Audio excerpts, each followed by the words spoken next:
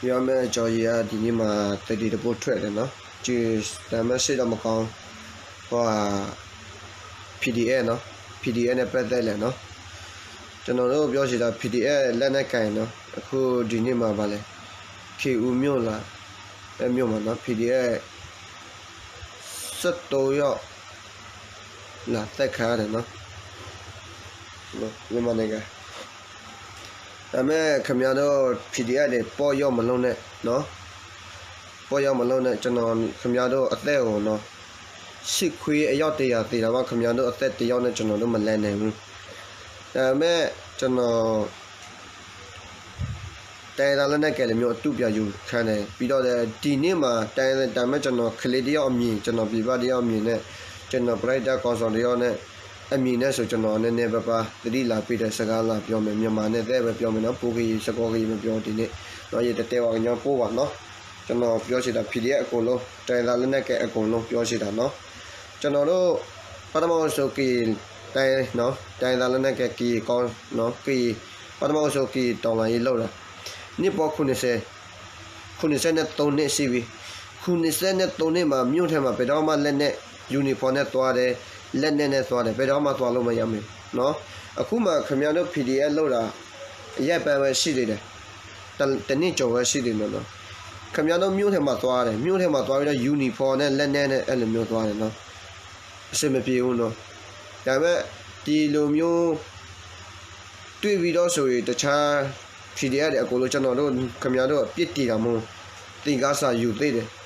တင်ကားစာယူသေးတယ်လာမဲ့နောက်ဒီလိုမျိုးမဖြစ်အောင်ခင်ဗျားတို့လက်နဲ့သွားပို့တယ်ကျွန်တော်ဟုတ်ကဲ့ပြီးတယ်နော်ဗာလဲတေတာ73ရောက်လာလို့ထွက်ပြေးလက်နဲ့အလက်30ကျော်ထွက်ပြေးတော့လက်နဲ့30ကျော်သိမိထားတယ် PDF ဆိုရင်တိုင်ပြည်နဲ့လူမျိုးအတွက်နော်တိုင်ပြည်နဲ့လူမျိုးအတွက်နိုင်ငံအတွက်ဒီနေ့မှာအသက်ပေးသွားတာနော်တခါတည်းပဲပင်ရောက်တည်သွားလဲဆိုတာ73ရောက်ရတာက3ရောက်လာနော်ဟိုဟာဖာစီခံရတာ2ရောက်လာပြီးတော့လို့ထွက်ပြေးသွားတယ်မရှိကြောင်းနော်ဒါပေမဲ့ဒီမှာလည်းကျွန်တော်တို့ PDF လည်းပြပြီးတိုက်ခိုက်တဲ့အဖွဲကတော့တစ်ဖွဲ့ရှိတယ်တေတာ73ရောက်ကျဲ3ပွေပါတယ်နော်အဲ့ဒါတော့ထားလိုက်တော့အဲ့တစ်ဖက်ကတော့ကျွန်တော်ထားရှိတာသူတို့ဘလောက်ပဲသိသိနော်ကျွန်တော်တို့အမှန်တရားရဒီနဲ့သူတယောက်မှအသက်မဆိုးချင်ဘူးတယောက်မှအသက်မပေးချင်ဘူးလက်နဲ့သေခံရပါစေနော်လက်နဲ့သေခံရနေကိုမသိမချစ်ကိုနော်ကိုမသိမချစ်ကိုပဲစားလို့ရတဲ့ကိုပဲစားလို့ရလဲဝယ်လို့ရတယ်လက်နဲ့ကအခုမှဒီတခါတည်းပဲအသက်ပေးရတာ10ရောက်ကျော်တယ်နဲတာမဟုတ်ဘူးနော်ပြီးတော့လက်နဲ့လည်းအသေးခံရတယ်အတက်ခံတယ်ဒါမှတခုတော့ရှိတယ်ကျွန်တော်ခဏခင်ဗျားတို့မိနေနော်ဒီမြန်မာနိုင်ငံမှာပြန်ဖြစ်လို့ခင်ဗျားတို့ဒီဒေါ်လာရေးမှာမြင်မအောင်မြင်ရတဲ့အကြောင်းအရာရှိတယ်နော်ကျွန်တော်တို့ KV နဲ့မှာကျွန်တော်တို့ KV လူမျိုး KV သိစာဖောက်ရှိတယ်နော်ကျွန်တော်တို့တက်တာမြန်မာအောင်တက်တာမဟုတ်ပမာအာနာယူကိုတက်တာ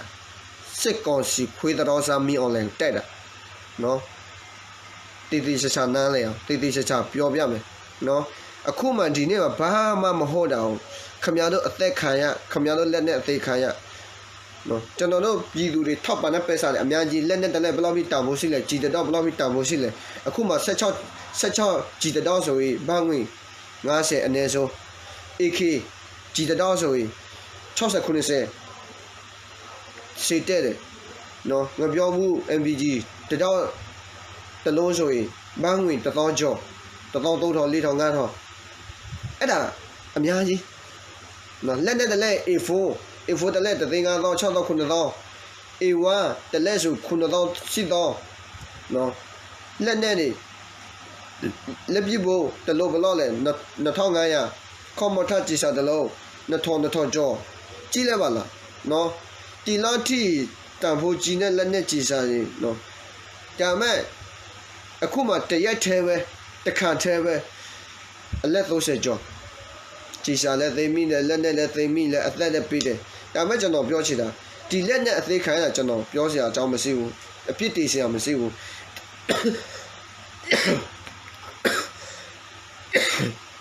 ခဏခင်ဗျားတို့အသက်ပေးသွားတာဒါမဲ့တချို့ဆိုပြောတော့အသက်ပေးတယ်တော့လို့ဒေါ်စုနော်ကျွန်တော်တို့ဒေါ်ဆာစုကြည်အတွက် သူတို့ဒေါ်ဆဆူကြီးအတွက်အသက်ပေးသွားတာမဟုတ်ဘူးတဲပြည်နဲ့လူမျိုးနိုင်ငံအတွက်အသက်ပေးသွားတာနော် energy ဟိုထောက်ခံလို့ energy ကိုအသက်ပေးသွားတာမဟုတ်ဘူးကျွန်တော်တို့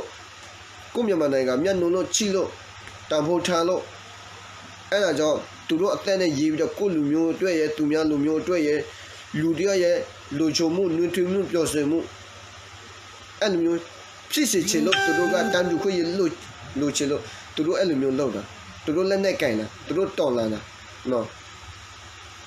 ကျွန်တော်တို့လက်နဲ့ကင်တိုင်းသားလက်နဲ့ကင်တော့အများကြီးရှိတယ်မိုးရှိတယ်ကချေရှိတယ်ဘိုးရှိတယ်ဝါရှိတယ်အများကြီးဒီမြို့ထဲမှာဘယ်တော့မှလက်နဲ့သွားလို့မရဘူးလက်ငါကီမိုးသွားလက်နဲ့သွားယူသွားလို့မရဘူးယူနီဖောင်းနဲ့သွားလည်းမရဘူးသွားအဖခံရတယ်အခုမှခင်ဗျားတို့အဲ့ဒါမှနေပေါ်များဆိုကျွန်တော်တို့လက်နဲ့ကင်တာမြို့ထဲမှာသွားယူလို့မရဘူးခင်ဗျားတို့အဲ့လိုမျိုးသွားယူတယ်လက်နဲ့သွားခင်ဗျားတို့ဒီမူစီမရနိုင်ဘူးအဲ့လိုမျိုးမလုံးနဲ့နော်လာမယ့်တော့မဖြစ်ရှင်နဲ့ကျွန်တော်ခလေးကိုအသက်သေးသွားတာနှမျောတယ်ဒါပေမဲ့အသက်ပေးသွားတဲ့လူကနှမျောသွားတယ်နော်ကျွန်တော်တခါတည်းပဲအသက်10ကျော်ပေါ့နော်10ကျော်တခါတည်းပဲအဲ့မှာအပီးအသက်တချို့ဆို16နှစ်19နှစ်20ကျော်နော်အသက်ငယ်ငယ်နဲ့အသက်ပေးသွားတခါတည်းပဲတရက်တည်းပဲတနာရီတည်းပဲတပနစ်တည်းပဲဒါပေမဲ့အဲ့မှာဘာဖြစ်လဲတဏှာရှိလို့เนาะကျွန်တော်ခဏပြောတယ်အလို့တစ်ခုအလို့မှာလူတယောက်မှာကိုပေါင်းကြည့်မှကိုသိရမှာဒါပေမဲ့အခုဒီမြန်မာနိုင်ငံမှာဒီလိုမျိုးစစ်ခွေထောက်ခံတဲ့လူရှိတယ်တဏှာရှိတယ်ဟိုအစကကျွန်တော်တို့နိုင်ပြီးသားပဲကျွန်တော်ခဏပြောတယ်เนาะဒါပေမဲ့ကျွန်တော်စကားပြောတာကီနဲ့ပိုးကီနဲ့စကောကီမြန်မာစကားတဲ့မပြောမပြီးဘူးဒါပေမဲ့မပြီးလဲနားလည်မှာပါเนาะကျွန်တော်ခဏပြောတယ်အစကကျွန်တော်တို့အမှန်တရားနဲ့လုပ်နေတာဓမ္မနဲ့အဓမ္မနော်ကုသိုလ်နဲ့အကုသိုလ်ကျွန်တော်တို့ကောင်းမကျွန်တော်တို့သူတို့အသက်ဟိုမပြောနဲ့ဘူးနဲ့ကိုမှသူတို့အသားကိုမထိစေဘူးနော်ကျွန်တော်တို့ရိုးသားနဲ့မဲရွေးတယ်မဲနိုင်တယ်ကျွန်တော်တို့နိုင်တယ်သူတို့မကြင်တော့ဘူးသူတို့ကျွန်တော်တို့တိုက်တယ်နော်ကျွန်တော်တို့တိုက်ရဲကျွန်တော်တို့သူတို့ပြပြီးမတုတ်ပြဘူးကောင်းမနဲ့ပြပြီးစာသားပြလည်းမရဘူးသူတို့ကျွန်တော်တို့ကြောက်ခနဲ့ပြည့်တယ်ကျွန်တော်တို့ပြပြီးမတုတ်ပြအောင်ကျွန်တော်တို့သူတို့လက်ကြီးစာနဲ့ပြည့်တယ်ကျွန်တော်တို့ပြပြီးမတုတ်ပြအောင်သူတို့ပြီးတော့ရှင်နဖယ်တို့ပြည့်တယ်ပြီးတော့ MBG နဲ့ပြည့်တယ်အမျိုးလက်နဲ့အမျိုးစုံနဲ့ပြည့်ပြီးတော့ကျွန်တော်တို့မခံနိုင်လို့ကျွန်တော်တို့တီတောင်လာရေးဆောက်လာတာတီတောင်လာရေးဆောက်လာတဲ့အခါမှာလက်နဲ့သင်တဲ့အခါမှာကောင်းမသဲလူတယောက်2ယောက်လောက်သဲရပြီအဲ့လောက်ထိလူအေးအမလို့နော်ကာဒီစီဆိုလက်နဲ့တိုလင်ကလက်နော်လောဘမကြည့်တဲ့လောဘကြီးအရာနေနော်လောဘဒေါသမဟာမထားနဲ့နော်တော်လာရေးလို့ဆိုတာလောဘဒေါသမထားနဲ့စေတနာပြည်သူဆိုတာထမင်းဦးပြည်သူကျွေးတဲ့ထမင်းပြည်သူကထမင်းဦးပြည်သူထမင်းဦးမရက်ခွဲနဲ့နော်သူတို့စစ်ကောင်စီကပြည်သူထမင်းဦးရက်ခွဲတယ်အဲ့ဒါကြောင့်သူတို့ကဘယ်တော့မှတော်လာရေးလို့တာမအောင်မြင်ဘူးအဲ့တော်လာရေးလို့တာမဟုတ်သူတို့အာဏာဘလောက်ပဲစစ်သူတို့မအောင်မြင်ဘူးလက်နဲ့ကြည့်ဘလောက်ပဲစစ်လေးပြဘလောက်စစ်မအောင်မြင်ဘူးအေးအဲ့ဒါကြောင့်ခမရတို့လည်းခမရတို့ကျွန်တော်တို့နေလို့လေးစားတယ်ဘာဖြစ်လဲလေးစားလဲတာဖို့ထားလဲခမရတို့အသက်ပေးတော့လဲဒါပေမဲ့ကျွန်တော်မဖြစ်စေဘူးမတွေ့စေဘူးနော်ကျွန်တော်လူမျိုးမဟုတ်ပြီမဲ့ကျွန်တော်ရဲ့နော်ကျွန်တော်ကိုကြီးစားလဲကျွန်တော်ညီကိုမော်ဒမမဟုတ်ပြီမဲ့ကျွန်တော်သူတို့နဲ့မြင့်ဆွေမဖြစ်ပြီမဲ့တခါမှစကားမပြောဘူးမဲ့ဒီလိုမျိုးအမှန်တရားရတည်တယ်ဒီလိုအမှန်တရားတော်လာရေးလို့တာနော်လွယ်နဲ့အသက်ပေးသွားတာကွာနော်လွယ်နဲ့အသက်ပေးသွားတာတရက်ထဲပဲတမိနစ်ထဲပဲကြည့်လိုက်ပါလားလက်နဲ့လည်းအသက်ခံလူလည်းအသက်ခံလူလည်းအဲ့ဒါကြောင့်ကျွန်တော်ပြပြီး PDF တွေအကုန်လုံးသေကားစာစီကိုရပါတော့ဒီနေ့မှာတော်လာလေးလောက်တာတနစ်ကြော်ပြီးတနစ်ကြော်မှာကျွန်တော်တို့မလာခွေးတော်စာမြင်အောင်လဲနော်တော်လာတာတနစ်ကြော်ပြီးဒီတနစ်ကြော်မှာဒီနေ့မှာဆိုရင်သေကားစာနော်ကျွန်တော်တို့ကြည့်တာတော့နေ့တိုင်းကြည့်လိုက်ဒီနေ့မှာဆိုရင်တော်ဟိုဟာဖြစ်တယ်နော်တော်သေကားစာယူရတယ်နော်ဘာဖြစ်လဲမြို့ထဲမှာသွားယူနီဖောင်းနဲ့လူအေအပြည့်နဲ့လက်နဲ့အပြည့်နဲ့မြို့သိတဲ့ပွဲမှာမဟုတ်တာကိုပြီးတော့လည်းသွားတာဘာနဲ့သွားလဲလက်နဲ့သွားပို့တာမဟုတ်လက်နဲ့သွားပို့တာအဲ့လိုမျိုးမပို့ရဘူးလေအလို့တစ်ခုမှလှုပ်သိလားမလှုပ်သိတာခဏပြောတယ်ဒီအလို့မှာလှုပ်သိလားမလှုပ်သိတာကိုမလှုပ်ခင်မှာကိုစေးစားနော်ထမင်းဆိုတာအကူအော်စားလို့ရတယ်စကားဆိုတာအကူအော်ပြောလို့မရဘူးအဲ့လိုမျိုးကြီးတယ်အဲ့လိုတစ်ခုမှလှုပ်ပြီးတော့အော်မီလားမအော်မီလားကိုလာကြောင်းဖောက်ပြီးမှကိုသွားရမှာတခါနဲ့ပို့ရမှာနော်လောဘဒေါသမောဟမထားနဲ့ EECC တခါတလက်နဲ့လက်ပို့လက်လက်နဲ့နော်တခါတလက်နဲ့လက်ပို့လက်ကြည်စာတောင်းတော့ပို့လက်အောင်မြင်ပါပဲအဲ့လောက်ထိလောဘမကြီးတဲ့နော်မင်းအောင်လည်းမကြည့်လားလောဘကြီးလားမကြည့်လားလေပြရှိတယ်ကွာလက်နဲ့ရှိတယ်ကွာလက်နဲ့ကြီးရှိတယ်ကွာလာတိုက်မှာနော်အခုမှလည်းကျွန်တော်တို့ဖက်မှာလည်းကီဘီနယ်ဘက်မှာလည်းကျွန်တော်တို့ကီသိစာဖောက်လဲအဲ့လိုမျိုးပဲသူတို့ကအာဝါရရှိတဲ့ဖာယူတဲ့ကာစီနိုစုတဲ့သူတို့မလာအကူတဲ့မလာပေါ်လီဗျာရှိတယ်ကြောက်စရာမလိုစော့ကြည့်မကြတော့ဘူးနော်ကီရချစ်ချစ်ကျွန်တော်တို့တက်နေပြီအခုမှနော်ကျွန်တော်တို့ဒီတစ်ခါမှာနောက်ပစ်ဆိုပဲကိုလူမျိုးပဲမဲ့ကိုလူမျိုးအပေါ်လဲမကောင်းကြောင်လို့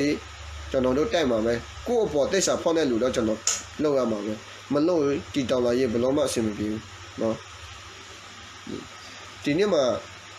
ကျွန်တော်ဟိုကလည်းကိုကြီးစာတရားထားတယ်နော်ဒါမှကောင်းမှုစွာနဲ့နော်ကျွန်တော်တို့တန်ပြည်နဲ့လူမျိုးတက်မြန်မာနိုင်ငံကိုမျက်နှာနဲ့ချိတဲ့တန်ဖိုးထားတယ်တရက်ထက်10မိနစ်ထက်နော်ပြောရမယ်ဆိုရင်10မိနစ်ထက်တရက်ထက်တနာရီထက်တလအထက်တပတ်အတွင်းမနော်အဲ့မှာကောင်းမှုစွာအနာယူကြပါလို့နော်တန်ပြည်နဲ့လူမျိုးတက်တဲ့အသက်ပေးပြီးတော့ကောင်းမှုစွာအနာယူကြပါနော်လူ73ရောက်နော်ကျွန်တော်တို့လည်းဝန်နေတာပေါ့ဝန်နေလည်းမတက်နိုင်ဘူးလေနော်လူဆိုတာနော်ဖယားဂေါတမမြတ်စွာဘုရားတော်မှတည်သွားတဲ့လူသူတို့အသက်စီလာသူတို့လုံးလည်းမတောင်းဘူးလေဒါပေမဲ့ကျွန်တော်ဟိုကတော့ကျွန်တော်တယောက်အတွက်နဲ့ကျွန်တော်ခံစားရတယ်ပေါ့အဲ့လိုမျိုးခံစားရတယ်ပေါ့နော်အဲ့ဒါတခြားဒီလိုမျိုးတစ်ခါမှမမြင်ဘူးမတွေ့ဘူးနော်ဒါပေမဲ့လက်နဲ့သေခါတော့ကျွန်တော်တွေ့ဘူးလေနော်လက်နဲ့အသေးခါရတာလို့တယောက်တစ်ယောက်အဖခံတော့ကျွန်တော်တို့တခုတော့ပြောချင်တာ PDF တချို့က PDF တွေပေါ့ဆတယ်နော်တချို့ PDF တွေပေါ့ဆတယ်တချို့ကလက်နဲ့ရလာပြီးလက်နဲ့ကျွမ်းတယ်အဲ့လိုမျိုးတခုရှိတယ်နေမီမကျွမ်းချင်ဘူးတခုကနောက်တစ်ခုကနော်ကျွန်တော်လိုအပ်ချက်လည်းအများကြီးပဲကျွန်တော်တို့ PDF ပြည့်တည်တော့မို့တစ်ချက်ကသူတို့ကလက်နဲ့ရလာပြီးကိုသူကဘယ်လိုမျိုးလဲအသက်ငယ်ပြီးတော့နော်ပြပြီးလက်စားချေတယ်အဲ့လိုမျိုးစစ်မြတယ်ပြီးတော့စစ်မြတာဟုတ်တယ်ကျွန်တော်သိတယ်လူငယ်တယောက်အဆင့်နဲ့ဆိုကျွန်တော်စစ်မြန်တယ်ကျွန်တော်စစ်မထင်နိုင်ဘူးဒါပေမဲ့တော်လာရေးဆိုတာလွယ်လွယ်လို့မရဘူးကျွန်တော်သိတယ်ဒါပေမဲ့သူတို့ကစစ်မြန်တယ်သူတို့လက်နဲ့ရလာသူတို့ AR ရှိလာမှအာခွန်အားရှိလာမှသူတို့လည်းကြောက်စစ်မရှိတော့အဲ့မှာကျွန်တော်သိတယ်ကိုကြီးစားတယ်တချို့ PDF အဲ့လက်နဲ့ရလာပြီးစကားပြောလာတယ်အသွားလာတာလည်းအကြောက်စစ်မရှိတော့တစ်ချက်နံပါတ်2တစ်ချက်ကသူတို့ကလည်းကျွမ်းနီးပြူဟာကျွမ်းကြည့်လားမကျွမ်းကြည့်လားသူတို့မသိဘူးသူတို့သိတာကပြစ်တက်တယ်တက်တက်တယ်တက်ရဲတယ်အဲ့တခုပဲရှိတယ်အဲ့လိုမျိုးမတွေ့ရဘူးနော်တောင်လာရေးလို့ဆိုတာနီးပြူဟာသိရမှာနော်နီးပြူဟာသိရမှာတက်ခက်ရသိရမှာကျွန်တော်ခဏခဏပြောတယ်ဆွဲတတိခန္ဓာရေးအဲ့သုံးမျိုးရှိမှတောင်လာရေးလို့ရတယ်နော်အခုမှတချို့ခဏခဏဟိုရေ PDF ဖန်ခံရတာလို့မြောက်ဘူးဒီဘာဖြစ်ဖန်ခံရတယ်သူ့သွားတဲ့လမ်းမှာအခုမှကျွန်တော်ခဏခဏပြောတယ်ခမည်းတီလိုမျိုးဖြစ်ပြတဲ့ပြဿနာမှာနောက်ွယ်မှာတယောက်ယောက်သိစာဖောက်ရှိတယ်နော်နောက်ွယ်မှာတယောက်ယောက်သိစာဖောက်ရှိတယ်ကို့အဖွဲ့ထဲမှာပဲဖြစ်လားကို့အလို့အကင်တဲ့လူပဲဖြစ်လားဒီပြည်သူကကို့နဲ့အပေါ်သိစာဖောက်တဲ့လူတယောက်ရှိတယ်ကျွန်တော်ပြောချင်တာဒီတနေ့မှာဒီ PDF တည်သွားတဲ့ကိစ္စဒီလက်နဲ့ရောင်းဝင်တဲ့ကိစ္စမှာခမည်းတော်သွားဝင်တဲ့လက်နဲ့ဘယ်သူလဲပြပြရှိခမည်းတော်အဖွဲ့အစည်းထဲမှာသိစာဖောက်တဲ့လူတယောက်ယောက်ရှိရမှာနော်အဲ့မှာမြောက်လည်းတဲ့တတိပီခွေးတော်စားစစ်ကောင်စီနဲ့တတိပီနဲ့လူခမည်းတော်အဖွဲ့ထဲမှာနံပါတ်1တယောက်ရှိရမှာနံပါတ်2ခမည်းတော်ရောင်းဝင်တဲ့လက်နဲ့မွန်ခိုးစင်းမှာ2ယောက်ရှိရမှာတယောက်ရှိရမှာနံပါတ်3ပြည်သူခမည်းတော်အပေါ်ပြည်သူကခမည်းတော်ကိုကောင်းမွန်ဟိုအပြာပြီးဘယ်လိုမျိုးပြောလဲခမည်းတော်ဟိုတိတ်စာဖောင်းတဲ့ပြည်သူတယောက်ရှိရမှာအဲ့လူ3ယောက်ရှိဆိုရင်တော့ခမည်းတော်ဘယ်တော့မှအသက်မခံရမဖာမခံရဘူးเนาะကျွန်တော်ယူကြည့်တယ်ကျွန်တော်ခဏခဏတွေးမိတယ်ခဏခဏစဉ်းစားတယ်နော် PDF ဖန်ခါရတဲ့နောက်ခွဲမှာရှိတယ်အခုမှနော်အဲ့ကျွန်တော်ပြောချင်တာအဲ့ဒါကြောင့်အလုပ်တစ်ခုမှကိုမလုပ်ခင်မှာဒီကိုပတ်ဝန်းကျင်ကိုယူကြည်မှုရှိလားနော်ယူကြည်မှုရှိမှကိုလုပ်အလုပ်တွဲလုပ်ပါနော်ယူကြည်မှုလို့စိလုပ်မအလုပ်တူလုပ်တွဲမလုပ်နဲ့နော်ကိုလို့ရေကိုဝယ်ခံရမှာနော်အခုမှဆိုတရက်ထဲပဲဒီတရက်ထဲဒီကလေးတွေနော်တချို့ဆိုတော့အေးတော့ကြမှာတချို့အသက်ကြီးမှာတချို့အသက်ငယ်မှာနော်တချို့ကြောက်တဲ့မှာနော်တရက်ထဲပဲလက်နဲ့လည်းသိခိုင်းအဲ့မှာလက်နဲ့အလက်30ကျော်ပဲစားနဲ့တွဲဆိုမနဲ့ဘူးတန်ဖို့ရှိတယ်နော် မြန်မာငွေနဲ့တွဲဆိုတော့တင်တဲ့ချီထိုင်ငွေတော့မှတန်တဲ့ချီနော်မြန်မာငွေနဲ့ဆိုပြောမနေနဲ့တော့လက်နဲ့30ကျော်ဒါမဲ့ကျွန်တော်အဲ့လောက်ထိမမက်မော်ဘူးလက်နဲ့ကျွန်တော်မက်မော်ဆိုတာက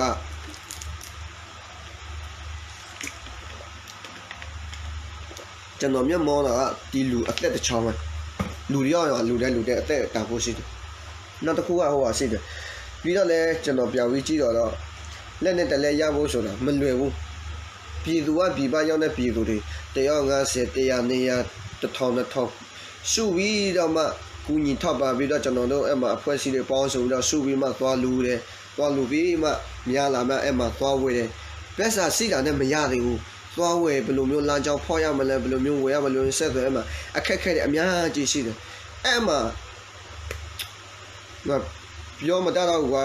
နော်မြန်မာပြည်မှာရောက်ပြီကွာမြန်မာပြည်မှာရောက်ပြီမြို့ထဲမှာသွားတည်သွားတယ်ကွာနှမျောလိုက်တာဒါနှမျောတယ်နော်ငါနှမျောတာနှစ်ခုလို့နော်လက်နဲ့လည်းနှမျောလဲလူအသက်လည်းနှမျောလဲပြည်ပရောက်တဲ့လက်နဲ့ကိုမြို့မြန်မာပြည်မှာပို့ရောက်နေပြီဆိုတာခင်ဗျားတို့တန်ကိုယူမှုတန်ကိုခံမှုဟိုကလည်းခင်ဗျားတို့ဟိုကလည်းကောမမတဲ့ရမတဲ့ဆောင်တယ်ငါတော်ဟိုကဖြစ်တယ်နော်ကျွန်တော်တို့ခင်ဗျားတို့အပြစ်တည်တာမို့ကျွန်တော်တယောက်အမြင်နဲ့နော်ကျွန်တော်ခုနပြောလို့မျိုးမနော်ကျွန်တော်တို့ခင်ဗျားတို့အကုန်လုံးလေးစားတယ်နော်တိုင်ပြည်တဲ့လူမျိုးတဲ့ပြည်တာမီများတော့ကျွန်တော်တို့ခင်ဗျားတို့အပြစ်မတည်ဘူးအပြစ်တည်တာကတခုတော့ရှိတယ်ကျွန်တော်ခုနပြောလို့မျိုးခင်ဗျားတို့ရဲ့အဖွဲ့အစည်းထဲမှာတိတ်စာဖောက်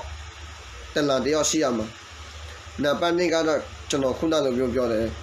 ကိုယ့်ရဲ့ရောင်းဝယ်ရေးလက်နဲ့မှာတယောက်ရှိရမှာနောက်ပါတော့ပြည်သူခင်ဗျားတို့ကိုမကြက်တဲ့လူကိုနော်ဒီကောင်းဆောင်ဥပမာကျွန်တော်ကကောင်းဆောင်လုပ်မယ်ကျွန်တော်တပည့်တွေ350ရှိတယ်30ပြည်သူကကျွန်တော်မတက်ကျွန်တော်တို့ရှစ်ကောက်ရှင်တဲ့တော့ပေါ်ကျွန်တော်တို့တတိပေးအဲ့လိုမျိုးရှိတယ်အဲ့လိုမျိုးကျွန်တော်တို့ထေတာတော့ရှိတယ်တချို့ပြည်သူတွေကရှိတယ်မြေအောင်လည်းနဲ့ပေါင်းတယ်တလာလုပ်တယ်နော်အခုမှဆိုကျွန်တော်တို့ကီဘီနယ်မှာဆိုပိုပေါ်နေတယ်နော်တခြားသူများဘီနယ်တော့ကျွန်တော်မသိဘူးကီဘီနယ်အပေါ်ဆိုပဲနော်ကီဘီနယ်မှာပြည်သူမကောက်ဘူးကီကောက်ဆောင်ကီလက်နဲ့ကဲသူတို့ကိုတယ်သူတို့ကောက်ဆောင်ပဲဒါပေမဲ့အခြေတော့အဲ့လောက်ထိမဟုတ်အခြေတော့အဲ့လောက်ထိမြောင်လည်းမကြိုက်ဘူးမြောင်လည်းမပေါင်းကီကောက်ဆောင်ပဲကျွန်တော်တို့ဖက်ကတော့နော်ဒါပေမဲ့ခုနကကျွန်တော်ပြောတဲ့အဲ့လိုမျိုးလာမဲ့နောက်မဖြစ်အောင်လာမဲ့နောက်အဲ့လိုမျိုးမကြုံရအောင်တေကားစာယူကြပါလို့ကျွန်တော်တောင်းဆိုချင်တယ်နော်ဒီနေ့မှာကျွန်တော်တို့ PDF ကိုလာပြီးတတိပေးတယ်တချို့ PDF တွေကျွန်တော်တို့လုတ်တတယ်ကင်တတယ်သွားတတယ်လည်းနဲ့အဲ့လိုမျိုးစစ်မြန်တယ်အဲ့လိုမျိုးရှိတယ်နော်တချို့ကရှိတယ်အဲ့လိုမျိုးစစ်မမွေးနဲ့နော်လူဆိုတာကအခုမွေးအခုတမေစာတမရဘူးလူဆိုတာမမွေးခင်မှာ6လလေ10လဖွဲနော်6လလေ10လဖွဲမွေးပြီးတော့ဆိုရင်မွေးရကိုပါခုမှတဲလာတာမဟုတ်နော်ကိုအမေဖေဘလောက်ထိလှုပ်ကြွေးမလဲကြီးလာလူတယောက်ဖြစ်လာဖို့ဆိုတော့နော်ဘလောက်ထိပေပန်းခန်းလဲကြီးလာပြီဆိုရင်အသက်တစ်ချောင်းဆိုတာနော်မလွယ်ဘူးလူကော်တယောက်ဖြစ်လူကော်တယောက်ဖြစ်အောင်စူးစမ်းမယ်ဆိုအပေပါနော်မျက်နှာခံမနှဲဘူးစူးစမ်းရမှာအဲ့ဒါမှလူကောင်းဖြစ်လာတယ်အခုမှမြောက်လဲဒါပဲကျွန်တော်သိတယ်နော်ကျွန်တော်တတိမှာတွေ့ပြီးနော်တတိပင်နဲ့လူကအဲ့ခွေတော်ဆောင်မြောက်သူကကျဲသူပြီလားသူမိမနဲ့သူကလေးနဲ့နော်အဲ့ဒါကြောင့်မကြဘူးသူတို့မိသားစုလည်းသူတို့လည်းနော်ကျွန်တော်ခဏပြောလဲမြန်မာပြည်မှာအစကဖြည့်တာဒီပြဿနာဖြည့်တာကျွန်တော်တို့စာသားပြတာဘယ်သူအဖခံလဲ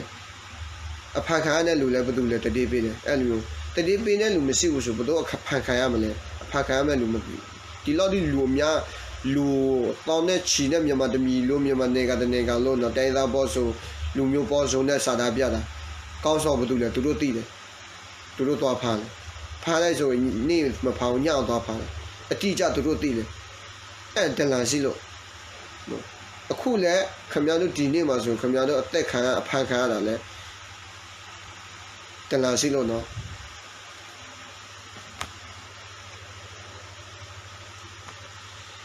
ကျွန်တော်ပြောချင်တော့ဒီနေ့ကတော့ဒီစကားပြောမြန်မာစကားပဲပြောလဲကျွန်တော်မြန်မာစကားတဲ့ပဲပြောမယ်နော်အဲ့ဒါကြောင့်ကျွန်တော်တို့ဟိုတိုက်တာကဒီဆီယနာစီတဲ့တာနော်မြန်မာတိုက်တာမို့ပမာဖွေးတော်စာစစ်ကောင်စီမင်းအောင်လဲတိုက်တာနော် ငါတုံးငါအားနဲ့ကောင်မြော်လဲထောက်ခါလဲမြော်လဲလက်ခါလုံးနဲ့လူမကြခမရတို့သိမှာစောင့်ကြည့်နော်မကြမြေခမရတို့မကြတော့ခမရတို့မြို့ထဲမှာခမရတို့ကျွန်တော်ခဏပြောတယ်မြော်လဲခမရတို့မတွေ့ဘူးနဲ့အတွေ့အကြုံခမရတို့မတွေ့ဘူးနဲ့လက်နဲ့ခမရတို့မတွေ့ဘူးနဲ့ကြည်စားခမရတို့မတွေ့ဘူးနဲ့တက်ခက်ရေးခမရတို့မတွေ့ဘူးနဲ့အရာတစ်ခုခမရတို့တွေ့မှာမကြနေတို့ခမရလက်ထဲမှာခမရတို့လှုပ်ထဲမှာခမရတို့စီမှာရောက်လာမှာမကြတော့ဘူးခမရတို့စောင့်နေခမရတို့လက်ရောက်လာမှာကျွန်တော်တို့အလို့မအောင်မြင်သေးဘူးအောင်မြင်ခမရတို့ပွဲပြီးပြီနော်စောင့်ကြည့်ကြည်သိစာဖောက်တဲ့လူတွေစောင့်ကြည့်နော်မကြတော့မကြခမရတို့ခံရမှာဝိုးဆိုတာအကြီးဘွားဟိုရေခေမဟိုရေဆိုကိုလေတာအခုခေဆိုတာအခုလို့မကောင်းလို့အခုကောင်းတာခံရနော်နောက်တစ်ခုကရှိသေးတယ်အလူခါတဲ့လူလက်လွင့်တဲ့လူသူများကောက်တယ်လက်ထုသူများကောက်တယ်လက်ပိတ်ပါစေနော်ခမရတို့သူများအကောက်ထုတာနဲ့လက်သူများမန်တရားရတည်တဲ့သူ PDF ဖြစ်တိုင်တာလက်နဲ့ကထောက်ပါတဲ့လူဒုက္ခရောက်တဲ့လူပြီးတော့လေစိတ်ပဆောင်ထောက်ခံတဲ့လူတွေစိတ်ပဆောင်လွတ်ကျွန်းတဲ့လူတွေအလူခါကောက်ပြီးအဲ့လိုမျိုးလုံတဲ့လူတွေခမရတို့သူများအကောက်လက်ထုချသူများအကောက်လက်ပိတ်တဲ့လူတွေခမရတို့လုံတဲ့ခမရတို့လက်တချောခမရတို့မျက်လုံးခမရတို့မျက်စိခမရတို့ပစံတနည်းနည်းတစ်ချစ်ခမရတို့မွေးလာတဲ့ခါပြီးခမရတို့မသိခင်မှာခမရတို့စောင့်ကြည့်နော်ခမရတို့လက်မှာအီဂူလီမှာလာသူများလက်လူဖြတ်လို့မျိုးခမရတို့ဖြတ်ခံမှာမင်းစောင့်ကြည့်နော်အီဂူလီမှာလာသူများလက်အီဂူလီမှာလာသူများလက်ညိုလက်ချောလက်ဖြတ်တယ်တွေ့လားအေးခမရတို့အဲ့လိုမျိုးခမရတို့အခုမှအဖွဲရှိတစ်ဖွဲရှိတယ်သူများအကောင့်လက်ထုချတယ်သူကပဲမနေရသူကအခုမှဆိုရင်မြောက်ဦးတွေနဲ့ရှုပ်ကိုမှနေတယ်အဲ့အဖွဲကခွေးတော်စားဒေါ်တာစောထီမြင့်အကြီးဆိုပဲနော်ဒေါ်တာစောထီမြင့်တယောက်အခုထိသူများတက်လို့မရသေးဘူးနော်မက်ဆော့မှာပြေးလာလဲမြောက်ဦးဒီမှာပြေးလာလဲနေပြည်တော်မှာပြေးလာလဲ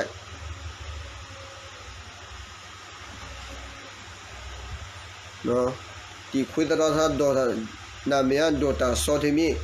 နော်သူ့အလို့တာကျွန်တော်ခဏပြောတယ် PDF တွေဒီကောင်တဲ့လို့ PDF အခုထိလက်ဖားလို့မရသေးဘူးဒါပေမဲ့သူကရောင်ဆောင်တာပါလေចောင်းစရာလုံးဆက်ပြုတ်ရေးလုံးပြီးတော့ဟိုကလူမှုကယ်ဆယ်ရေးလုံးစီယိုရေးလုံးနော်ဒါပေမဲ့တကယ်တော့သူကအဲ့လိုမျိုးမဟုတ်သူကအာနာနော်သူကမင်းအောင်လေထောက်ခါတာမင်းအောင်လေတပည့်လောက်မင်းအောင်လေလက်အောက်ခါမင်းအောင်လေလက်ချင်းကီဘီနဲ့မတလာအကြည့်ဆိုးဆိုတာကစော်ထင်မိပဲသူကအပြိုတဲ့လူပြိုကြီးကျွန်တော်မယုံလူပြိုကြီးနော်ကျွန်တော်တော့လာမဲ့ဂျာနဲ့စကားတော့မပြောချင်တော့ကျွန်တော်ပြောချင်တာဒီတိုင်းသားလက်နဲ့ကဒီ PDF တွေတောင်းလိုက်လို့လားခင်ဗျားတို့ကျွန်တော်ပြောတဲ့အတိုင်းပဲ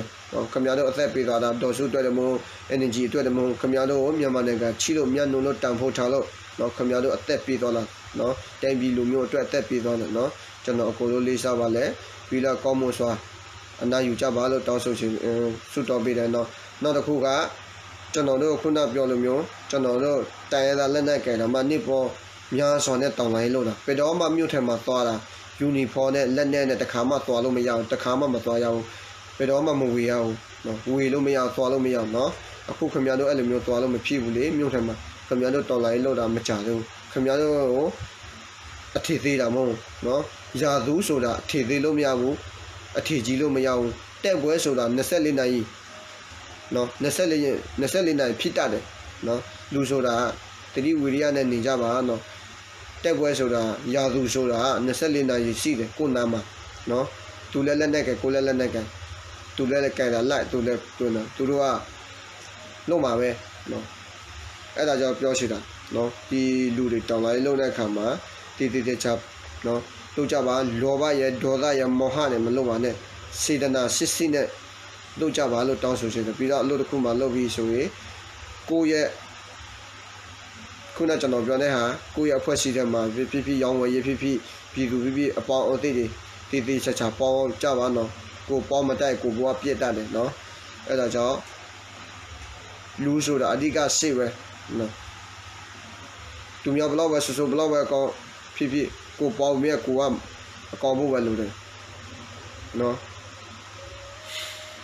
ဒီနေ့မှာကျွန်တော်တော်တော်နှမျောတယ်နော်ဂျာနဲ့နောက်ဆိုတော့ဘာမှပြောအလူခါတယ်နော်ဟိုတက်နေဘက်ကလည်းကိုယူထောက်ပါနောက်ပြီးတော့ကျွန်တော်ပြောစီတာနောက်တစ်ခုကကျွန်တော်ဆုတော်ပေးတယ်နော်